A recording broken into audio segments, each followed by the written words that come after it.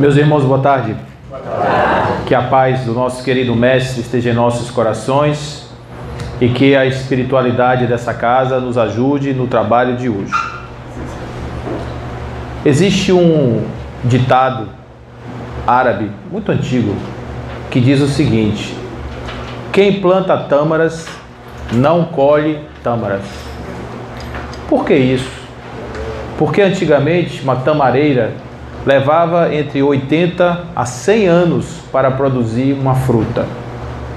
Então, quem tivesse vontade de que as futuras gerações pudessem usufruir das tâmaras, deveriam plantar tâmaras sem desejar comer dessas tâmaras, mas esperando que as gerações futuras pudessem comer as tâmaras. Então, com esse pensamento das tâmaras, a gente começa a pensar no espírito do tempo. O tempo é algo que pauta as nossas vidas de uma forma incrível, porque tudo o que nós fazemos tem como referencial o tempo. A gente nasce, a gente cresce, a gente se desenvolve, passa a nossa vida inteira na perspectiva do tempo. Nós temos o tempo da infância, temos o tempo da juventude, temos o tempo da madureza, temos o tempo do envelhecimento e temos a hora também da partida, por que não isso também ser um tempo? O antigo Agostinho, que era o grande mestre da igreja, ele tinha uma forma interessante de falar do tempo. Ele dizia assim: o tempo, se você não me perguntar sobre o tempo, eu saberei. Mas se você me perguntar sobre o tempo, eu já não saberei. Por que Agostinho dizia isso? Ele dizia isso porque ele falava: o passado não existe. Vocês conhecem alguma coisa que esteja acontecendo no passado? Não, passado não existe. Ele dizia: o futuro também não existe. Vocês conhecem alguma coisa que está acontecendo no futuro? Não. A única coisa que supostamente existe é o presente. Mas o presente é algo tão fugidio que no momento em que ele acontece, imediatamente ele se transforma em passado. Então você quase que não tem a percepção do presente, porque o presente ele é quase que já instantaneamente transformado em passado. Por isso Agostinho tinha dificuldade de falar do tempo. Mas existe uma história também muito interessante sobre o tempo, que é a história de Sísifo. E Sísifo era um homem que era muito astuto, ele era muito inteligente, ele fazia tudo de forma muito inteligente, e um belo dia os deuses resolveram levar ele através da morte. Pediram que a morte fosse visitar a Sísifo. Como ele era muito bem informado, ele tinha informantes muito interessantes lá no reino dos deuses, ele soube que a morte viria visitar. E ele soube também que a morte era muito vaidosa, tinha aquela coisa, né? Então ele preparou um colar lindíssimo para a morte. E um colar de pérolas, lindo, um colar de um metal precioso, e ficou esperando a morte chegar. Quando a morte chegou, ele disse: Dona Morte, estava esperando a senhora. Eis aqui o meu presente. E deu a ela um colar. Quando ela colocou o colar, na verdade não era um colar, era uma coleira. E ela ficou presa e não pôde mais levar ninguém. Qual foi a consequência imediata disso? O senhor da guerra foi reclamar. Disse: não morre mais ninguém. As pessoas fazem guerra e eles se batem, ninguém morre. Que coisa horrorosa! Nós temos que acabar com isso, precisamos salvar a morte. Foram libertar a morte para que a morte pudesse continuar o seu trabalho. Mas aí, levando Sísifo até o reino dos deuses, ele disse: sou um semideus e preciso que os encarnados lá, as pessoas que viviam comigo, façam as festividades. Afinal de contas, quando se morre um semideus, tem que se fazer toda uma festa, faz parte dos rituais. E quando os deuses permitiram que ele voltasse para o seu próprio funeral, ele então deu no pé e caiu fora e se escondeu. Vários deuses desceram e toda vez que eles vinham para levar Sísifo, Sísifo inventava uma forma, um ardil e fugia dos deuses. O único deus que teve a capacidade de vencer a astúcia de Sísifo foi Cronos, o espírito do tempo. Ele tem um banquinho muito simpático E o que ele faz? Ele não usa da força, ele não usa de nenhum ardil, de nenhuma palavra, ele apenas usa da sua paciência. Então o tempo vem com sua paciência, senta de junto do sujeito e fica esperando ele mesmo passar. E a partir do momento em que esse tempo passa, as forças de Sísifo vão acabando, ele vai se tornando uma pessoa mais comedida, menos ágil, né? As forças do corpo vão acabando, ele vai ficando velhinho, e quando ele já estava quase sem forças, então os deuses conseguiram levar Sísifo ao seu castigo, que é rolar uma pedra morro acima, o tempo inteiro, por ter tido a ousadia de enganar os deuses. E quando chega lá em cima, que ele está prestes a alcançar a culminância, então ele é provocado com garfos que são colocados no seu corpo para que ele possa largar a pedra, e a pedra então desce de volta para a base do morro, para ele ter que rolar tudo de volta. Isso é o que a gente ganha quando a gente tenta enganar os deuses, segundo as mitologias. Mas o fato é que essa história toda do tempo está muito presa no nosso processo de desenvolvimento, como também na natureza. Quando a gente vê as tâmaras, assim como a gente vê as flores, você observa as flores elas têm o seu tempo de dar. As frutas, elas também só acontecem no seu tempo específico. No ano tem a época do amendoim, tem a época do milho, tem a época da manga, tem a época da goiaba, não é assim que funciona? Tudo acontece no seu tempo. Por que aqui conosco, com os seres humanos, por que com a gente seria diferente? Por que nós também não teríamos o nosso tempo? E aí o Evangelho traz uma parábola muito interessante para falar do tempo, que é a parábola do semeador. E diz assim: o semeador saiu a semear e foi jogando suas sementes pelo campo, e algumas sementes caíram em terrenos muito difíceis. Algumas delas caíram na estrada, outras caíram sobre as pedras, outras caíram na beira do caminho, junto dos espinhos, e outras caíram em terreno muito fofo, terreno muito fértil. Essas que caíram na estrada, o passarinho veio e comeu, elas não tiveram oportunidade de germinar. Essas outras que caíram sobre as pedras, o sol causticou, o sol queimou essas sementes, elas também não tiveram oportunidade de germinar. As outras que caíram na beira da estrada estavam sob os espinhos, e os espinhos estavam abafando a luz do sol, etc. Não estava permitindo que essas sementes também brotassem. Mas aquelas que caíram no solo verdadeiro, essas multiplicaram 30 vezes, 60 vezes, 100 vezes. Nós vamos encontrar isso no Evangelho, capítulo 13 de Mateus. Então, estas passagens são passagens interessantes para dizer que muitas vezes as mensagens são as mesmas, as coisas são da mesma forma, a sociedade é a mesma, às vezes a criação é a mesma, às vezes o amor é o mesmo, mas nós somos frutas, árvores, sementes diferentes, em tempos específicos de cada um de nós.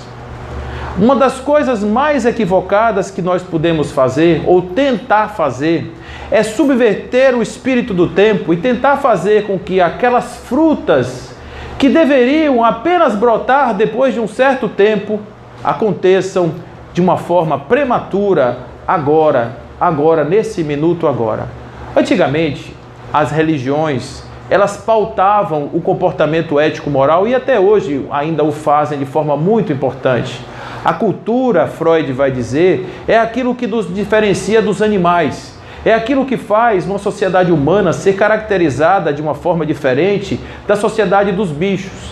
Então a cultura, ela exige um certo padrão de comportamento, de conduta do homem, e que muitas vezes está além da sua capacidade do desenvolvimento, está além da sua capacidade de compreensão, e isso faz com que muitas pessoas sejam desajustadas em relação aos padrões considerados normais da sociedade. Muitas pessoas acham que deveríamos ser todos pacíficos, bons, ordeiros, etc. Outros já acham que não, que nós deveríamos ter uma sociedade agitada, movimentada, à base da violência, que somente a violência seria a resposta dos nossos problemas. Então, esse conjunto de diferenças entre as plantinhas humanas que habitam esse planeta fazem de nós seres tão diferentes uns dos outros e fazem com que nós tenhamos que ter o respeito no espírito do tempo para sermos indulgentes para com nossos irmãos. O que acontece quando a gente começa numa religião? Eu senti isso muitas vezes na minha vida, tanto do lado que aconteceu comigo, como também do que aconteceu com pessoas próximas a mim. Normalmente, quando a gente está assim, procurando respostas e consegue encontrar, seja onde for, em qualquer lugar, não precisa ser num lugar específico que seja melhor do que o outro, qualquer lugar, e a gente encontra respostas que são boas para o nosso coração, a gente acha que todo mundo deveria conhecer aquilo que a gente conheceu. Vocês já viram pessoas tentando fazer isso? Não é?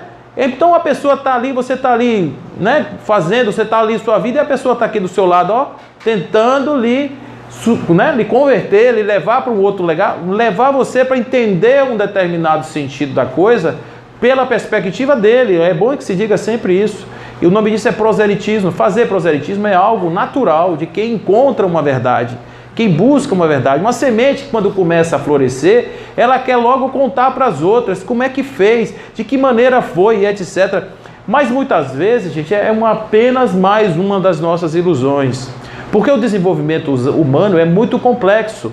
Nós não somos uma criatura somente biológica, nós não somos somente uma criatura psicológica, nós não somos somente uma criatura espiritual, nós somos um conjunto de coisas. É que nossa irmã Joana de Ângeles diz que o ser humano é um ser bio, sócio, psíquico e espiritual, nós somos tudo isso junto.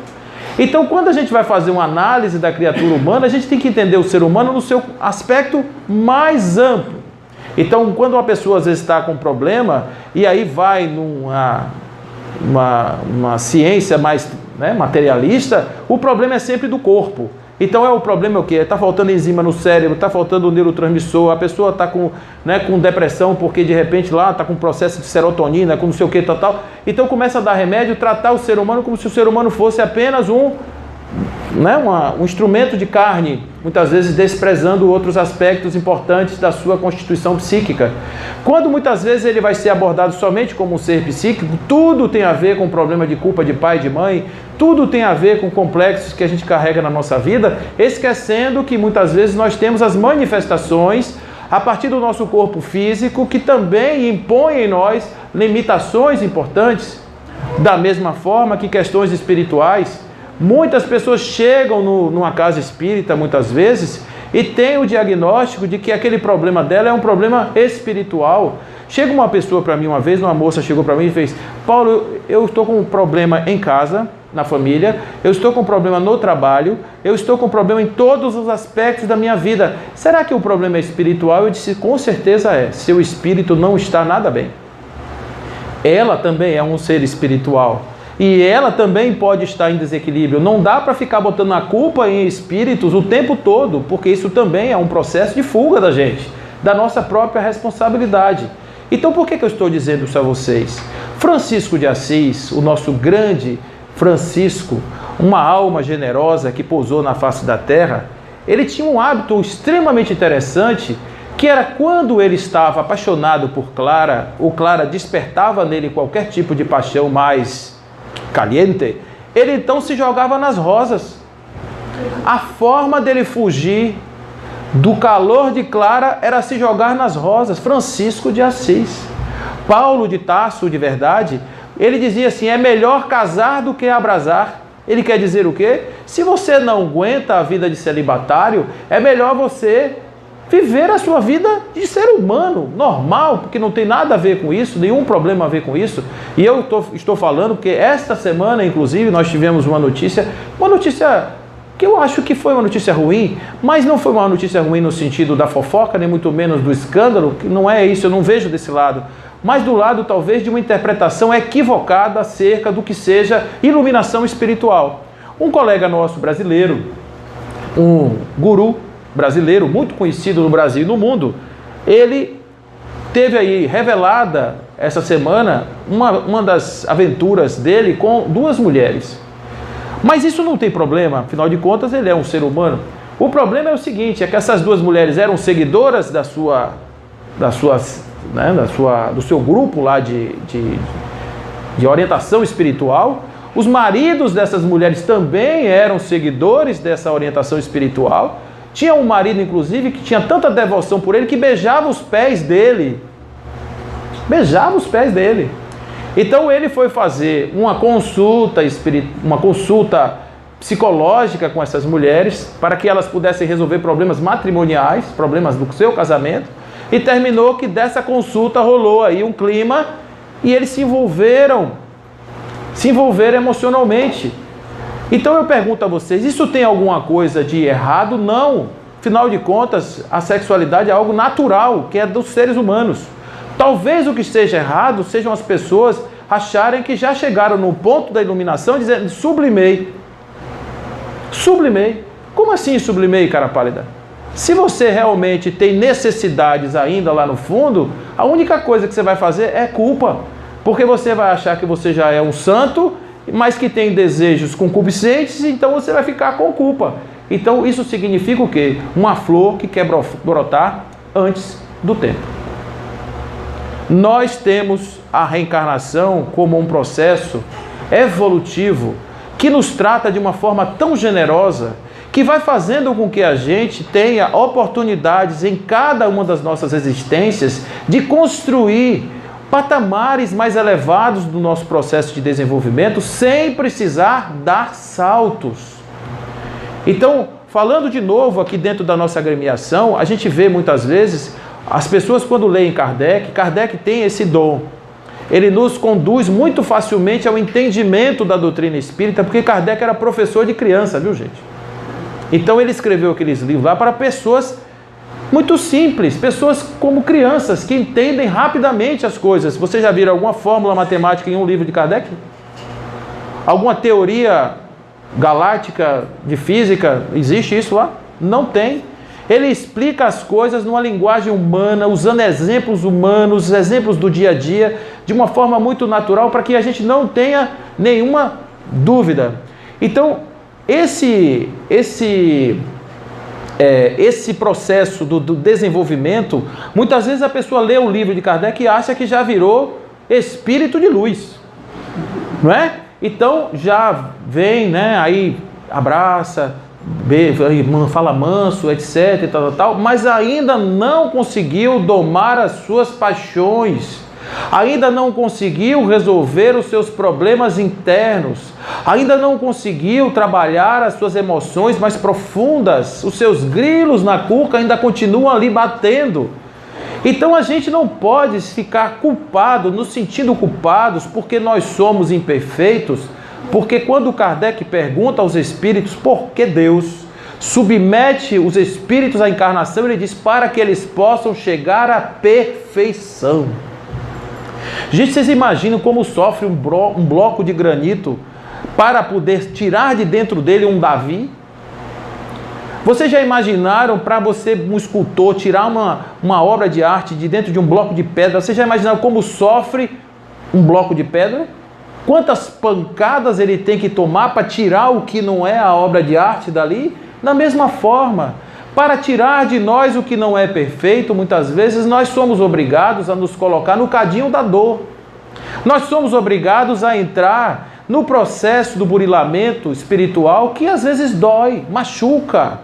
Por quê? Porque a gente é resistente, a gente é duro, a gente não cede, não se deixa levar no fluxo da natureza. Porque se a gente se permitisse seguir o fluxo da natureza, nós não sofreríamos como sofremos. E diz assim Buda, todo ser humano sofre. Primeira nobre verdade. Segunda nobre verdade, por que os seres humanos sofrem? Porque eles se apegam àquilo que não lhes pertence. Eles vivem uma vida que não lhes pertence. Então a gente começa uma relação amorosa com alguém e acha que essa pessoa é nossa. A gente ganha um animal de estimação e acha que esse animal é meu. O que seria meu? Meu é assim, se alguém vier me tomar, me pede. Posso levar? Pode, leve. Dou porque eu quero. É meu, eu dou. Mas quando você tem alguma coisa que você chega de manhã e procura, cadê? Não levaram. E quem levou? O dono. Então não é você o dono. A vida da gente, por exemplo, nós não somos donos da vida da gente. Nós não somos donos da vida do outro. Nós não somos donos das nossas casas. Nós não somos donos dos carros que nos locomovem. Nós não somos donos de absolutamente nada daquilo que nós achamos que somos. Nós somos apenas usufrutuários temporários daqueles bens. Então, quando a gente se apega nessas coisas e perde, muita gente se desespera quando perde dinheiro, quando perde o emprego, quando perde cargo, quando perde essas coisas, se desespera por quê? Porque estava apegado àquilo que não lhe pertencia. Buda já falou isso 600 anos antes de Jesus. Então, a gente tem que aprender com os mais velhos, não é assim? Respeitar os mais velhos significa aprender e ouvir o que eles têm para dizer. E eles dizem, a única forma de um homem se libertar do sofrimento é parar de se apegar àquilo que é ilusão. Se acostumar com a permanência, né? Tudo. A única coisa permanente que nós temos somos nós mesmos. As nossas condições espirituais, os nossos espíritos, enquanto seres que passam por encarnações sucessivas com o burilamento, com o aperfeiçoamento, para que nós possamos tirar de dentro de nós aquilo que é bom. Então a gente fala muito no movimento espírita de uma palavra chamada expiação. E como eu gosto da etimologia, da origem das palavras, eu fui atrás do que significa expiar. Expiar significa ex, que é botar para fora, pius, que é pureza. Como assim? Botar para fora a pureza. Isso é expiação. Mas expiação não é dor? Não. Dor é a forma como que nós utilizamos para tirar de dentro de nós a pureza. Por isso expiamos para ficarmos perfeitos. Entende aí a lógica da coisa? Então expiar não é sofrer. Expiar é tirar de dentro de você o que é bom. Agora você tira como? Você tira através do embate, do sofrimento. Por que sofrimento? Porque eu não consegui entender ainda a lógica. Então, se eu me permitisse, se eu me deixasse levar, se eu fosse conduzido pelo sentido da vida, eu jamais iria ter uma vida de sofrimento como a gente tem. Nem tentaria dar saltos por conta justamente de achar que eu já consegui ultrapassar todos os limites da perfeição e etc. E o que eu já sou. Não é? Porque tem gente nesse mundo que se acha, não é isso, gente? Não tem? Se acha mesmo, acha assim que já tudo já foi conquistado, não tem que fazer mais nada, a pessoa é perfeita, tem resposta para tudo, tem explicação para tudo. E a verdadeira iluminação, o verdadeiro homem iluminado é aquele que diz assim, como diria o grande sábio: a única coisa que eu sei é que eu nada eu sei. A única coisa que eu sei é que eu estou aqui, como dizia o mestre. O homem chegou na gruta e foi visitar um guru que estava lá dentro da gruta. Quando ele chegou, ele ficou encantado porque não tinha nada na gruta. Não tinha televisão, não tinha sofá, não tinha cama, não tinha cadeira, não tinha nada. Aí o visitante virou assim para o guru e disse: onde estão as suas coisas? E o guru virou para ele e disse: e as suas estão aonde? Ele fez: eu não trouxe porque eu estou de passagem. O guru disse: eu também. É só uma percepção do tempo. Então observe que essa questão que Hamed vai nos trazer aqui, no sentido de nós pensarmos no tempo certo, é qual é o tempo certo de florescer, qual é o tempo certo de existir. E aí eu queria convidar vocês para a gente pensar um pouco do porquê que nós não fazemos isso. Muitas vezes nós vivemos nossa vida e morremos sem florescer. Por quê? Porque a gente quer viver uma vida que não nos pertence. A gente quer viver uma vida que agrada o outro. Então eu preciso fazer as coisas porque eu quero, não, porque isso vai ser legal para eu ser aceito do grupo. Então o Dr. Martin Seligman, que é o protagonista hoje principal da chamada psicologia positiva, ele fala a respeito de algumas grandezas que nós, de algumas metas que nós buscamos do ponto de vista da nossa vida para sermos felizes. E ele diz que uma das coisas que nós fazemos de tudo para sermos felizes é buscar engajamento nos grupos aos quais nós queremos pertencer.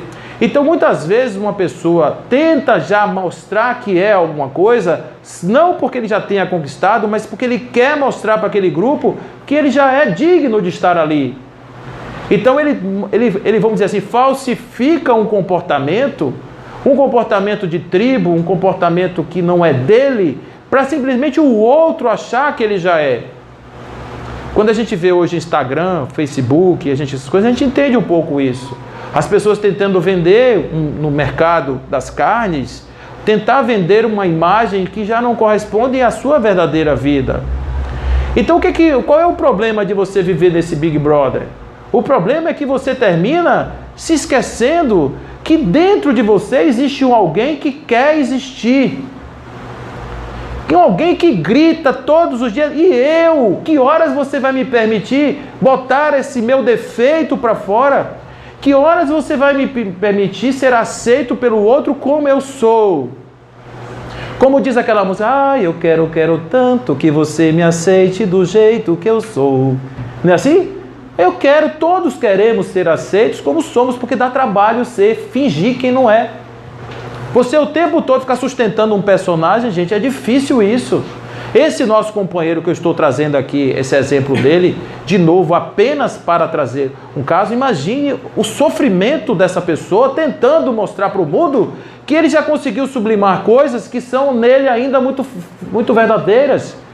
E a gente também, quando tenta fazer isso, fica assim, não posso pensar errado, não posso pensar isso, não posso pensar aquilo, a única coisa que a gente traz para dentro da gente é culpa. Porque a gente não deveria estar fazendo isso, a gente deveria estar dizendo, para quê? Ou o que me leva a pensar desta forma? O que me leva a ser desse jeito? Eu gostaria de ser assim? Não. O que eu posso fazer para mudar não o meu comportamento percebido, mas a origem do meu sentimento? O que eu faço para transformar em mim algo que é dentro de mim, que pode realmente me trazer essa situação? Aí sim é o bom movimento. Para que a gente não passe vivendo uma vida para os outros, gente. Isso é uma coisa que eu digo sempre, olha, casa espírita, ela tem uma função principal, que é despertamento de almas. Ninguém busque numa casa espírita salvação vinda do céu, porque sinceramente isso não vai acontecer. O que vai acontecer dentro de uma casa espírita, pegue todos os livros espíritas, pegue todas as mensagens espíritas, e elas são mensagens de renovação da alma, são mensagens de despertamento interior, são mensagens de reforma íntima, e não mensagens de salvação fácil, barata, tranquila. É muito fácil você chegar num lugar que diz assim, eu vou botar a mão na sua cabeça e seus problemas estarão resolvidos, a organização Tabajara. Você tem problema? Seus problemas acabaram, tal, bota a mão aqui que acaba tudo. Não é fácil assim, gente, dá trabalho. Tomar um comprimido, não é, de tranquilol para ficar tranquilo na vida, sucessol para ter sucesso na vida, não seria bom chegar na farmácia ali, me dê uma caixa de sucessol aí que estou precisando ganhar uma grana e estou precisando ficar em sucesso na vida, não dá trabalho nenhum. Agora, quando você é o autor da sua própria obra e você tem que pegar seu martelo, seu buril e sair batendo em você mesmo e esculpindo esse ser perfeito, essa imagem de Deus aqui na Terra, gente, isso dá trabalho e às vezes é desestimulante. Porque quando eu começo a botar para fora quem eu sou, as pessoas que estão em volta de mim começam a me rejeitar. E aí, como eu não gosto de ser rejeitado, eu volto para agradar as pessoas e termino não vivendo a minha vida. E a pergunta que a gente tem que fazer é, nós viemos aqui para agradar os outros ou nós viemos aqui para melhorar aquilo que nós somos? Óbvio que não dá para a gente ficar persistindo no erro, porque encarnação não foi feita para jogar fora. Encarnação, a gente não veio aqui para fazer demonstração de maldades. A gente veio aqui para colocar o nosso existir no cadinho da experiência, botar o nosso existir no divã e a gente sair da experiência da vida fortalecido como um espírito mais rico, um espírito mais desenvolvido, um espírito melhor. Então, se a gente pega a vida da gente e joga fora, esquece do espírito do tempo e joga o nosso tempo fora e fica fazendo... Está fazendo o que, Zé? Estou matando o tempo. Gente, a última coisa que a gente pode fazer é matar o tempo, porque o tempo também não nos pertence. O tempo pertence a ele mesmo, não a gente. E também não morre. E não morre, né? E nunca envelhece. Então a gente não pode pensar nisso nunca. Ficar sentado ali no sofá, está pensando em quem? Nada. Né? Quer estar fazendo nada? Estou fazendo nada. Tirei o dia para não fazer nada. Tá bom, é um dia menos. Tudo bem, você pode fazer isso. Ter gente que tira anos. Tem gente que tira a vida inteira. Só que a vida, ela tem o seu tempo certo, porque existe uma necessidade também de as coisas acontecerem. Não está totalmente do nosso controle, porque muitas vezes a natureza, a dinâmica da vida exige de nós o amadurecimento. Então, quando a gente fica fazendo corpo mole para o processo do amadurecimento e chega o nosso tempo, vocês já ouviram essa expressão? Quando o discípulo está pronto, o mestre aparece? Pois é. Então, quando a gente está com a alma, de certa forma, ali, predisposta para aquele negócio, aparece o mestre. Mas o mestre será sempre aquela figura daquele senhorzinho com cara de bonzinho, né? Com aquela barbinha branca, olhando assim, gafanhoto, né? Não! Às vezes ele vem das formas mais inusitadas. Às vezes eles aparecem na forma de um grande encrenca, de um inimigo. Aparece às vezes de um relacionamento complexo. Aparece às vezes de um problema dentro de casa, um filho, etc. Porque esses são os verdadeiros mestres. Porque vão testar o sujeito nas suas mais finitas, nas suas mais, né, nos seus limites mais extremos. Ele vai testar o indivíduo lá nas pontas para saber se realmente nós estamos fazendo aquilo que nós já dissemos que vamos fazer. Isso é chamado de prova. Entende a diferença de prova? Prova é isso. Prova não é necessariamente um sofrimento. Prova é uma circunstância que vai ser colocada na nossa vida para que a gente então se coloque diante dela e nos saiamos bem ou mal, conforme seja a nossa preparação. Assim como a gente, quando vai fazer uma prova na escola, a gente fica ali estudando, depois que sai o resultado, a gente sai o que foi que aconteceu ali com a prova. Então, na vida da gente existem as provas, que são esses momentos, existem as expiações, mas tudo com o objetivo de fazer com que a gente floresça no tempo certo. Floresça no tempo certo. Hoje em dia tem um negócio também muito interessante, que é a juventude está demorando um pouco para dar no tempo certo, não é isso? Vocês concordam comigo? Então a gente tem jovens hoje na casa da mamãe, lá com seus 55, 56 anos, né? Morando e tal. Isso não tem problema nenhum, gente, mas são flores e são frutos que estão acontecendo fora do tempo. Estão acontecendo fora do tempo. A natureza ela é diferente um pouco, a dinâmica da natureza é outra. Então a gente tem que entender que tudo nas nossas existências tem o tempo de acontecer. E esse tempo tem que ser percebido por nós, porque ele precisa ser vivido na sua intensidade mais absoluta. A gente tem que viver o verdadeiro espírito do tempo. Deixar que Cronos simplesmente acompanhe a nossa vida para quando chegar no final a gente descobrir que a gente não viveu, gente, isso é muito ruim. Olha uma pessoa no leito de morte. Olha uma pessoa no hospital.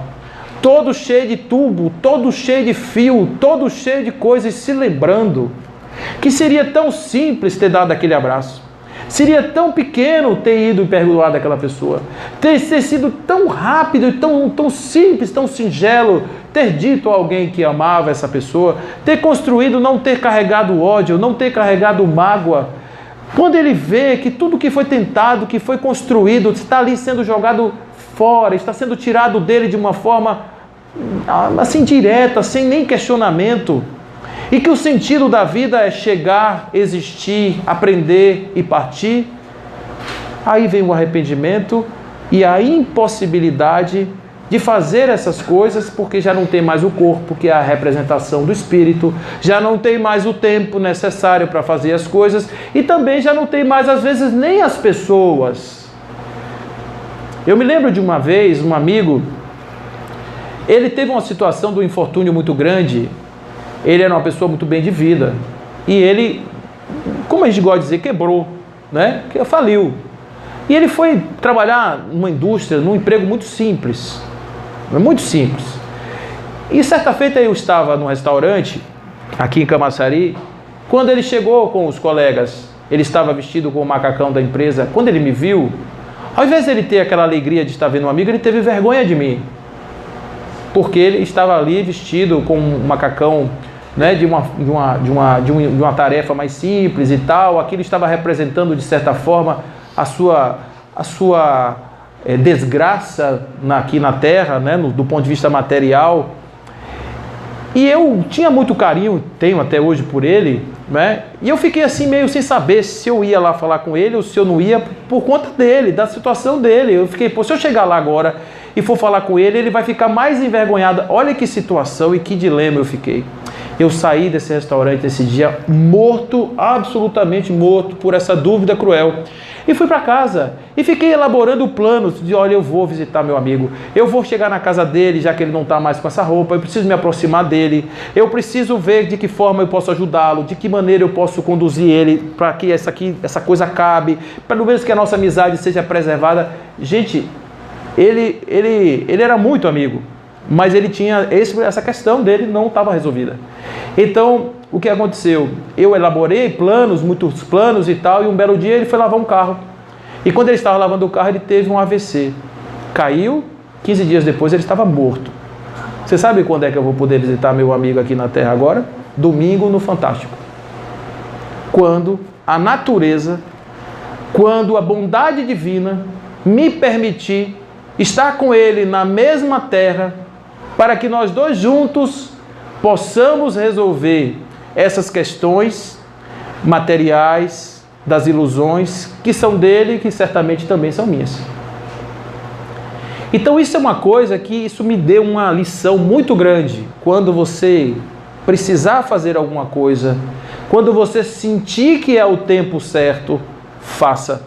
Não espere, porque o tempo, ele é inclemente. Ele realmente avisa. E eu tenho também uma história interessante, que é quando eu comecei a fazer palestras. Eu estudava bastante e eu viajava o Brasil todo e levava os livros e estudava muito. Eu tinha tempo de fazer palestra. Aí um belo dia eu estava em casa e comecei a sentir uma agonia. Como assim? Sabe um vaso que está cheio de água e que começa a derramar e alguma coisa me dizendo, você precisa dividir. Você precisa dividir. Por que tu está conhecendo tantas coisas e não está dividindo? E essa coisa em mim, assim de graça, do nada. E eu fiquei com aquele negócio, passou. Um belo dia eu tive um sonho. Um sonho que eu sonhei que tinha uma casa branca de janelas azuis. Eu era apresentado a um homem chamado Ivanovich. Ivanovich estava na presença do meu pai, que já é desencarnado, e ele me apresentava uma casa, tinha um salão grande, parecia um tribunal de júri, mas eram umas cadeiras assim, e tinha uma escada, e ele dizia, aqui que você vai ficar. E tem até uma academia para você, se você quiser lá embaixo, você vai ver que tem uma academia assim. Estavam me seduzindo literalmente para que eu ficasse naquele lugar. E eu, no dia seguinte, acordei com aqueles nomes e aquelas imagens na minha cabeça, fui para a internet para tentar entender quem era Ivanovich. Procurando de todas as formas, encontrei Gurdjieff. Gurdjieff era um filósofo muito interessante, que ele escreve um livro que a introdução tem 130 páginas. Então, era um homem assim muito exótico. Ele tinha uma forma de ver a vida de uma maneira muito interessante. E ele fez discípulos, e um dos discípulos dele era Pedro Ouspensky, que eu também aprendi a conhecer depois daí. Mas que ligação isso tem com a doutrina espírita? Vou eu para um evento com o Divaldo Franco. E quando eu chego lá, sentei e comecei a assistir a palestra de Divaldo. E Divaldo então começa a apresentar o tema do dia inteiro, que era sobre o pensamento de R$1, se vocês adivinharem. Pedro Ouspensky. Então, eu digo, olha, tá por aqui, alguma coisa tá por aqui, eu preciso entender o que é isso. E aí veio o primeiro convite para eu fazer uma palestra fora da minha casa espírita. E quando eu chego na frente da Cobain, que eu olhei aquela casa branca de janelas azuis, eu vi exatamente a casa dos meus sonhos. E eu nunca tinha estado lá. Eu parei na frente do centro, comecei a chorar, e eu disse, meu Deus, por que você não diz logo diretamente para mim o que você quer de mim? Por que tem que ser assim, no enigma? Por que não aparece um espírito como apareceu Emmanuel para Chico, para dizer assim, disciplina, disciplina, disciplina, vá dar palestra, ou vá fazer isso, vá fazer aquilo, né? Não foi desse jeito. O tempo chegou para mim, e um chamado chegou para mim, para que eu trabalhasse, para que eu me envolvesse com esse tipo de trabalho. E eu, depois desse primeiro dia, eu me envolvi diretamente com esse trabalho das palestras e faço isso com o maior prazer do mundo, uma satisfação muito grande, porque isso, de certa forma, eu senti que chegou o meu tempo. O meu tempo de dividir com vocês aquilo que de certa forma é resultado daquilo que eu estudo, daquilo que eu penso, e mais do que isso, do meu processo de transformação, porque eu estou muito longe, gente, de ser pelo menos digno de muitas coisas que eu digo por aqui nas minhas palestras. Elas servem para mim tanto quanto para as pessoas que me ouvem, porque isso faz parte do meu processo de construção. A gente vai aprendendo, a gente vai falando, a gente vai refletindo. O fato é, muitas crises acontecem por conta disso, mas é o meu tempo que está chegando dessa forma, e eu permito que o meu tempo seja o tempo do questionamento, o tempo da dúvida, o tempo de todas as coisas. Isso vai acontecer em todos nós. Nós não devemos ter medo dos nossos tempos, nós devemos viver os nossos tempos, nós devemos nos entregar aos nossos tempos, para que a gente possa aprender com as nossas circunstâncias que nos são apresentadas pela vida. Não digam não às portas e às oportunidades que se abrem e que chegam para cada um de nós. Nunca digam não, não quero, não aceito. Se chegou, aceite, receba, agradeça e pergunte os paraquês e não os porquês. Os porquês a gente sabe. Os paraquês naquele momento, para quê? Para o seu orgulho, para a sua vaidade, para os seus momentos ainda de dúvida, de incerteza. Isso sim é o nosso resultado das nossas indagações. Então faz parte dessa indagação, dessa questão que nos traz Hamed, pensar nos nossos espíritos do tempo, nem avançar, porque a natureza não dá saltos, nem fingir, porque fingir para si mesmo é sempre a maior mentira, não é? E nem muito menos fazer de conta que essas coisas não existem. Nós temos que encarar a realidade. E um convite, que todos nós sejamos capazes de nos aceitar do jeito que nós somos. Que a gente não fique levantando barreiras entre as pessoas, que a gente tenha o verdadeiro espírito da indulgência, porque nós só vamos conseguir sermos autênticos quando nós tivermos a certeza de que o outro me aceita, mesmo eu não sendo essa perfeição toda, essa beleza toda. Então que nós sejamos capazes de olhar ao outro com um olhar benevolente, aquela sensação de que somos todos iguais. Qual é a diferença entre um e outro? O tempo. Qual é a diferença entre um espírito que já está lá na frente e outro que está atrás? O tempo. O tempo das suas vivências, o tempo das suas experiências, o tempo do que ele viveu, do que ele aprendeu. Isso sim é que faz as nossas diferenças. Então, nada mais, porque no final, ao fim e ao cabo, todos nós seremos perfeitos. Todos nós seremos anjos de luz. Todos nós, todos sem nenhuma exceção, ao fim da nossa jornada, ou pelo menos no avançar da nossa jornada, nós já seremos capazes de nos sentirmos espíritos angelicais, porque essa é a nossa natureza. Foi para isso que a gente veio ao mundo, foi para essa existência, ou para essa necessidade que nós fomos inseridos nesta terra, na família que a gente nasceu, na sociedade que a gente se inseriu, no mundo onde a gente está se relacionando. Por isso é que nós estamos aqui, para poder fazer o nosso processo de adiantamento das nossas condições espirituais. Então, que sejamos essas comunidades irmanadas na indulgência verdadeira para nos aceitar, mesmo apesar das nossas diferenças e mesmo apesar das nossas descrenças. Se você chegar na sua casa e tiver uma mulher, um filho que não é espírita, que não acredita em Allan Kardec, que não acredita em espírito, que é testemunha de Jeová ou que é qualquer outra coisa, esse é o tempo dela, desta pessoa. É assim que ela é feliz? Deixa ser. É assim que ela se realiza? Deixa ser. Porque é o tempo dela, o seu é outro. Amanhã será um tempo que nós todos poderemos prescindir dessas formas exteriores. Será, sem dúvida será, mas hoje ainda necessitamos. E se necessitamos, cada um do seu, é importante, o mais importante, é o que diriam os espíritos, é que nós tenhamos a comunhão e a certeza do mesmo Deus, de que nós somos espíritos passando na Terra experiências humanas, de que nós podemos nos comunicar uns com os outros, que os nossos pensamentos interferem no mundo espiritual e o mundo espiritual interfere no mundo dos encarnados.